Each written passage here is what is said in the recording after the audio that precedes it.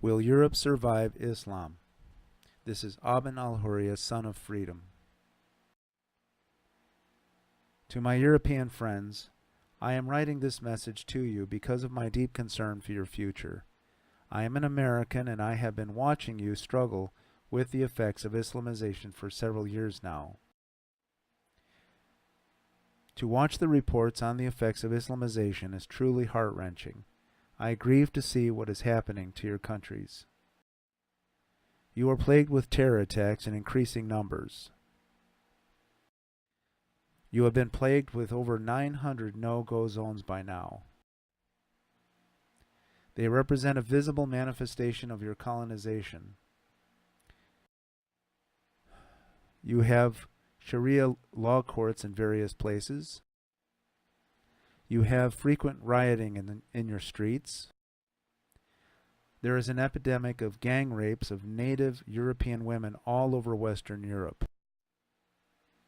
This is a consequence of the dehumanizing view of the infidel in Islamic theology, coupled with the sexual predation found in Islamic history. And it is denied and covered over by your news media. You have increasing numbers of Muslims getting elected to office so that they can deliver up the machinery of the state to the Islamic cause. We are seeing a growing censorship, propaganda in the news media, and especially censorship of any criticism of Islam. We are also witnessing the harassment and political imprisonment of patriots who have dared to speak out against Islam. For example, Tommy Robinson, Geert Wilders, Jada Franson, Paul Golding, Paul Weston, Martin Sellner, and others. There is a growing totalitarianism and police surveillance of people in various parts of Western Europe. The religion of political correctness has subverted and demoralized much of Western Europe so deeply that Europeans cannot summon the will to fight for their freedom. This has been due to a combination of multiculturalism, open borders, and the workings of the European Union. The migration we see was a result of planning by the Organization of Islamic Cooperation, the OIC, and its agents since at least the early 1970s, as recounted by Bat-Yor in her book Eurabia, the Euro-Arab Axis. In case there is any doubt about the seriousness of your situation, I want to drive home the danger you face from Islamic doctrine. Islam is not just a religion. It is better understood as a civilization, a nation called the Ummah, a body of law called Sharia, a political doctrine, and a culture, all of which speak in religious language. It is an imperialistic doctrine masquerading as a religion. It is supremacist. It is aggressive. It is violent. It is totalitarian. To see that it is totalitarian, just read Reliance of the Traveler, or the Hadith titled Abu Dawood. Islamic doctrine views the world as belonging to Allah on a political level. Islam does not view mission or dawah the same way as Christianity does. Islam does not seek first to win hearts to the faith. It seeks to take land and institutions and governments.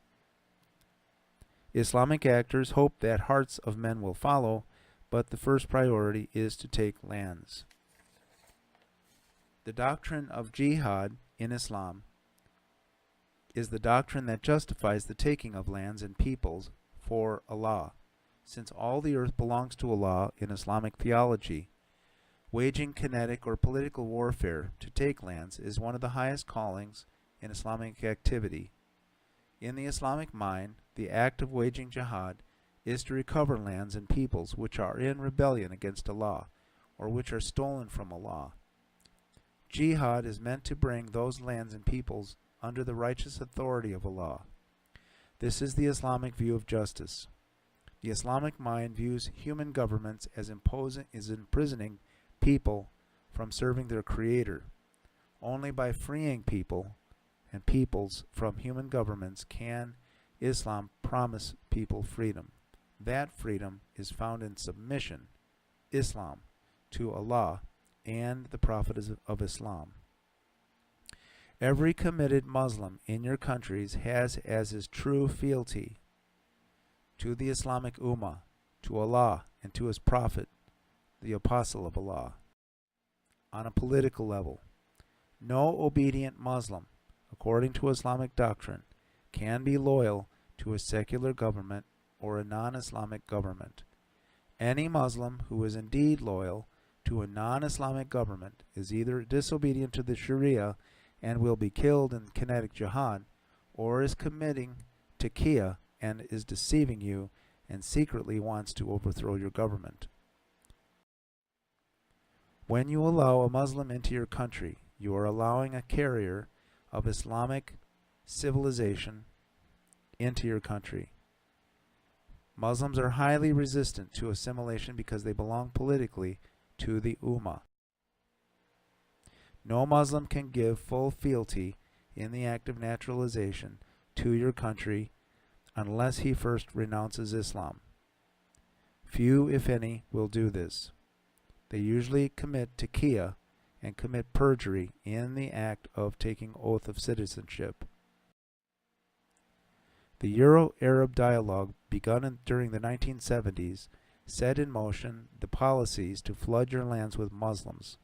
This was planned. The inundation by immigration in your countries today was not an accident. It is the product of demands presented at high-level meetings in the 1970s to the present. The Islamic doctrine of taqiyya, deception, commits Muslims to adjust their tactics and levels of civilization jihad to become more and more violent as opportunity presents itself. The reason you are seeing more and more acts of terrorism now throughout Europe is because you have demonstrated an increasing lack of will to guard your national sovereignty. If this weren't enough, the religion of political correctness is providing cover in the form of counter-narrative, obfuscation, denial, deceit, and betrayal. The left views Muslims as an oppressed group and so views it as their duty to run interference for Muslims. And most of your governments are taken over by the left. The same is true for the media and the universities. So instead of protecting you from Islamization, your governments, your media, and your universities are aiding and abetting the Islamization of your countries. The left are tying your hands behind your backs so that you are defenseless. Add to that the passage of UN Resolution 1618 as codified by EU member states so that you cannot even criticize the barbarity of Islam. It is now a crime in wide swaths of Europe to criticize Islam. This was pushed by the OIC through the EU based on Islamic laws of slander and blasphemy found in Islamic law. You must realize that Islam poses an existential threat to your countries.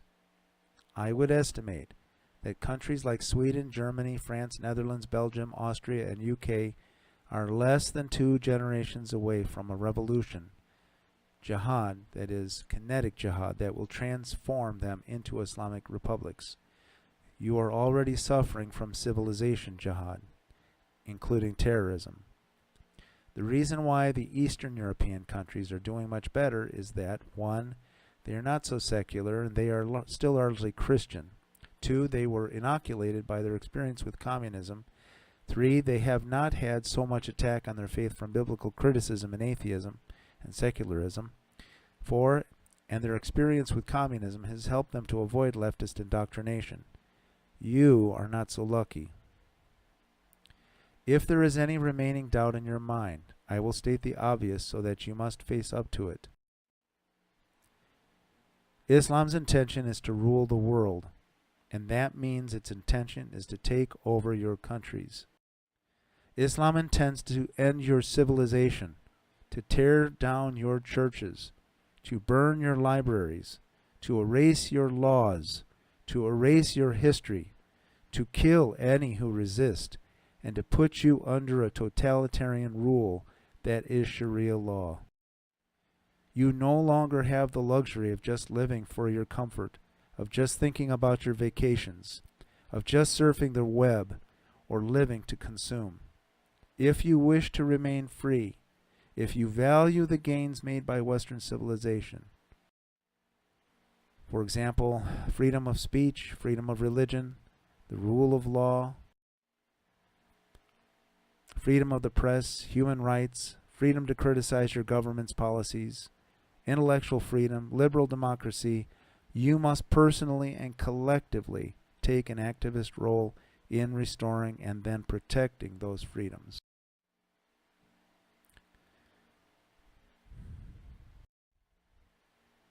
It will help you enormously to restore those freedoms if you can find some metaphysical principle that can be a bulwark against Islamic theocracy and leftist dialectical materialism.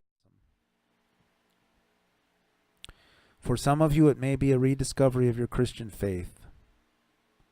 For others, it may be the deepening of the roots of the Enlightenment faith in the principles that underlay democracy and liberalism.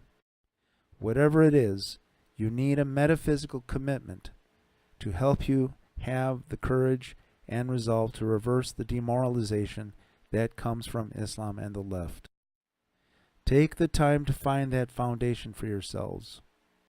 It will steel your resolve and give you courage for the present ideological and political war. I am aware that postmodern theory denies that there can be grand narratives, or that there can be a metaphysical foundation of knowledge or values, but that is partly why you are in your situation. You must throw off the nihilism of postmodernism and believe in something beyond the immediate. You must also do all you can to remove the leftists and the globalists from high positions in the government, the media, and the universities in your countries. You must elect nationalists who love your country and will strive to protect your national identities. This means supporting nationalists for office, demanding balanced representation in the media, and clearing the way for conservatives and nationalists to gain professorships so that the universities are not only transmitting leftist doctrine. You must throw off the EU. The OIC used the Euro-Arab dialogue beginning in the 1970s to transmit through the EU the policies that led to the Islamization of your countries today. The EU rules you undemocratically. To restore democracy, you must become sovereign states once again. It will help you greatly if you reclassify Islam in law as an ideology and revoke its status as a religion proper. Close all mosques and madrasas. Mosques are not merely houses of worship. They are beachheads of Islamic civilization. They are staging grounds for the colonization of your lands. Violent jihad, which is sedition, is taught in most of them. Madrasas are centers of propaganda for the erosion of your integrity as nations. Eradicate them from your lands for your sakes. Finally, given what I have told you about Muslims above, it is highly recommended that you remove Muslims from your countries. There is no such thing as moderate Islam.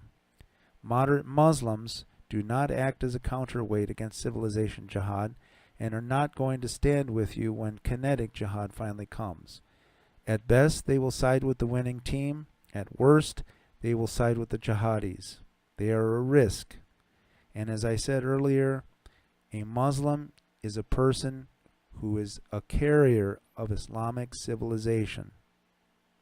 It is the best policy to expel Muslims unless they have clearly renounced Islam. Even so, there is always the danger of taqiyya, and you must decide where to draw the line. Meaning that they may say, I've renounced Islam, but they really don't. That's what I mean by taqiyya.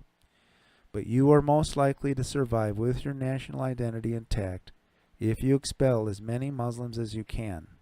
It will make it easier for you if you remember that Islam is not merely a religion. It is a civilization that seeks to annihilate yours.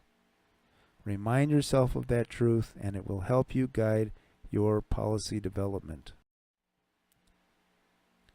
You have only a few years before Islam and the left have such a stranglehold on you that you pass the point of no return.